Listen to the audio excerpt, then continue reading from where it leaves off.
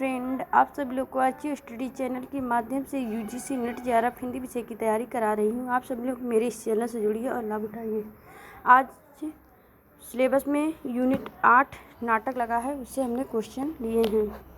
धर्मवीर भारती जी का जन्म कब हुआ था?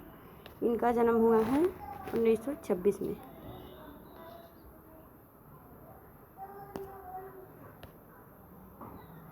और अंधा युग धर्मवीर भारती जी का नाटक है। इसका प्रकाशन वर्ष 1954।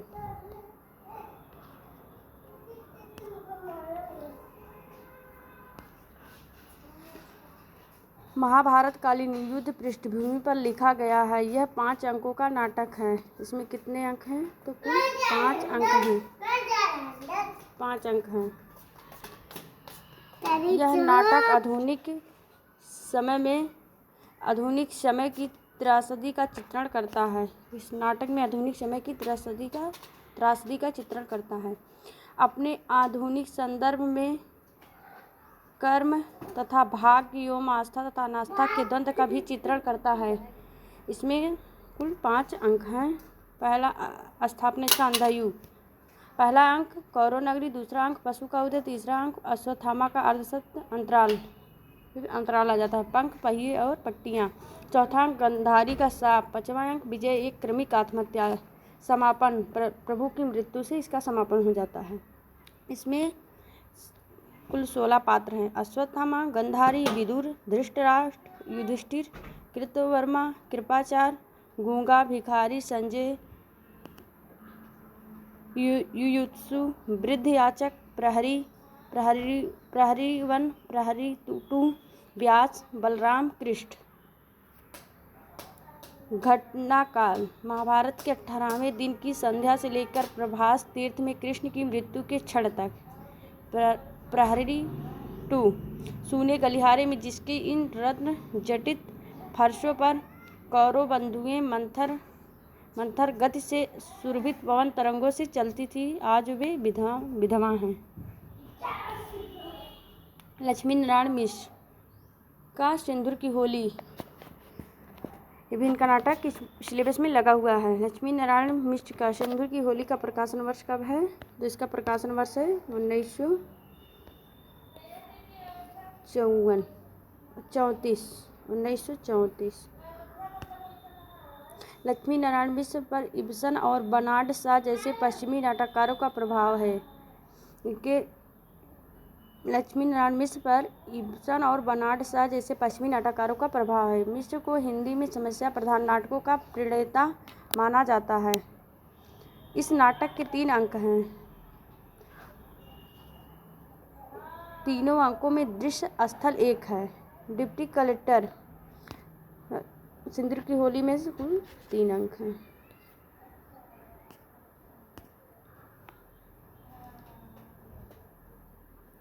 डिप्टी कलेक्टर मुरारी लाल के बंगले की बैठक। तीनों दृश्यों का समय। पहला दृश्य 9 बजे का है, दूसरा दृश्य संध्या काल का, तीसरा दृश्य 10 बजे का। नाटक का कथानक का समय 12 बजे दिन वर्षा काल का है। इस नाटक का कथानक का समय है 12 बजे दिन के वर्षा काल का समय है। इस नाटक में सिंदूर की होली लक्ष्मी नारायण मिश्र के जो इस नाटक है, इसमें कुल 9 पात्र हैं। कितने पात्र हैं? तो 9 पात्र हैं। मुरारी लाल जो कि एक डिप्टी कलेक्टर के पद पर आसीन है, जिसने 10,000 रुपये लेकर रजनीकांत नामक लड़के की हत्या का मार्ग निरापद कर देता है।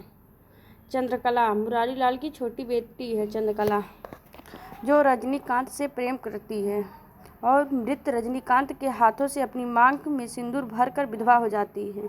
जो उसके पिता जो हैं रजनीकांत को मरवा देते हैं, तो और मुरारी लाल रजनीकांत को मरवा देते हैं। उन्हीं की बेटी जो है चंद्रकला मुरारी लाल से प्रेम करती है, और जब चंद्रकांत मर जाता है तो उसके हाथों से अपनी मांग को सिंदूर से सजा लेती है और विधवा हो जाती है।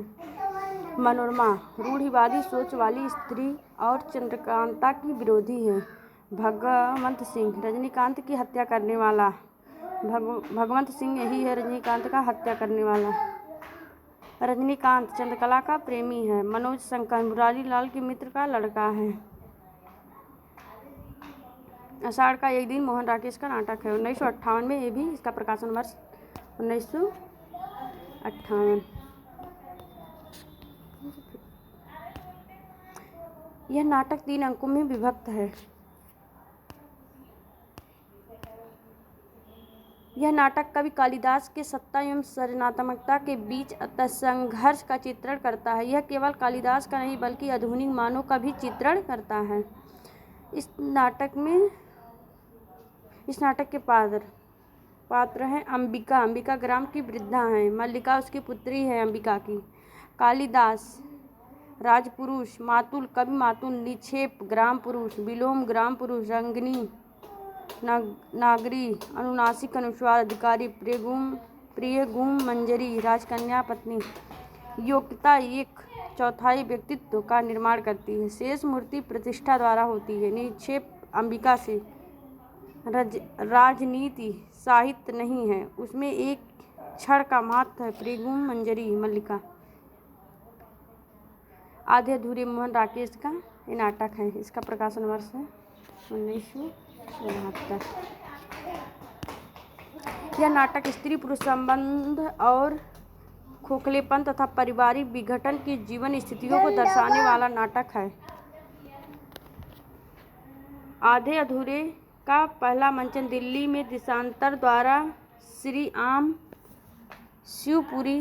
ओम शिवपुरी के निर्देशन में फरवरी 1969 में हुआ था। आधे अधूरे आज के जीवन के एक गहन अनुभव खंड को मूर्त करता है। इसके पात्र स्थितियाँ एवं मन स्थिति यथार्थपरक तथा विश्वसनीय हैं। इसके पात्र जो हैं स्थितियाँ एवं मन स्थिति से यथार्थपरक तथा विश्वसनीय हैं। इसका गठन सुदृढ़ एवं रंगोपयुक्त है। पात्रों के प्रवेश और प्रस्थान रंग प्रभावों की सृष्टि से भली भांति संयोजित है। पूरे नाटक की अवधारणा के पीछे रंग चेतना निहित है।